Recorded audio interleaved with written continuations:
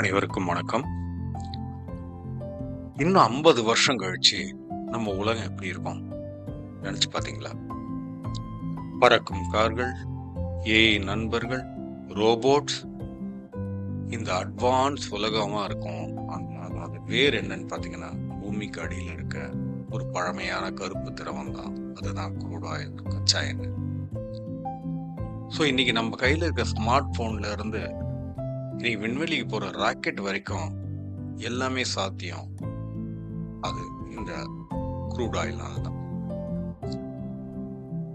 இதனோட கதை வந்து பாத்தீங்கன்னா கிட்டத்தட்ட ஒரு 4000 வருஷத்துக்கு முன்னாடி மெசபடோமியால இன்னைக்கு ஈராக் மண்ணுல இருந்து தானா கசிஞ்ச ஒரு திரவம்.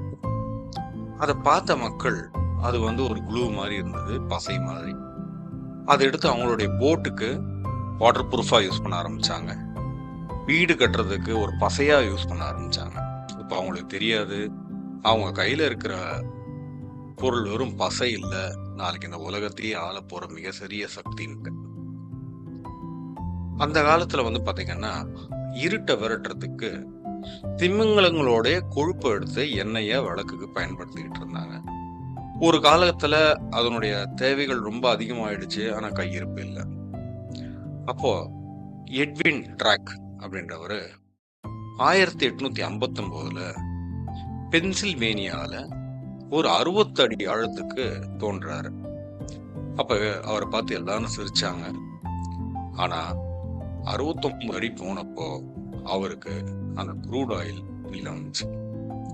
ஸோ அது வரைக்கும் குதிரை வண்டியில பயணிச்சுக்கிட்டு இருந்த நம்ம மக்கள் சூப்பர் ஃபாஸ்டா காருக்கு மாறினாங்க. பிளாஸ்டிக் கிடைச்சது, பெட்ரோலிய பொருட்கள் கிடைச்சது, ஒரு புதிய சகாப்தமே பிறந்துச்சு. ஸோ இன்னைக்கு வந்து நம்மளுக்கு இந்த க்ரூட் ஆயிலை கண்டுபிடிக்கிறது ஒரு பெரிய கஷ்டமான விஷயமா இல்லை.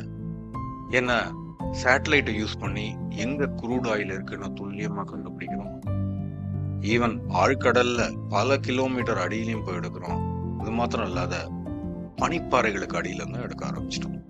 இப்போ ஒரு பெரிய கேள்வி என்னன்னா, இன்னும் 50 வருஷத்துக்கு எண்ணெய் தேவைப்படுமா? இல்ல எலக்ட்ரிக் கார்கள், solar energy, hydrogen fuel, so உலகம் வந்து கிரீன் எனர்ஜியை நோக்கி போறதுனால இதெல்லாம் வந்து அந்த க்ரூட் ஆயிலை ரீப்ளேஸ் பண்ணுமா? வரலாம். அப்படி ஒரு காலம் வந்ததுன்னா ஆயில் கிணறுகள்லாம் வந்து பாத்தீங்கன்னா அமைதியாயிடும். பெட்ரோலியத்தினுடைய தேவை முழுசா மறையாது. அது மருந்துகளா, உரங்களா, இல்ல நம்ம கூட அன்றாடம் பயன்படுத்துற மெட்டீரியலாவோ இருக்கும். அது எரிபொருளா இருக்குமான்னா சந்தேகம்தான்.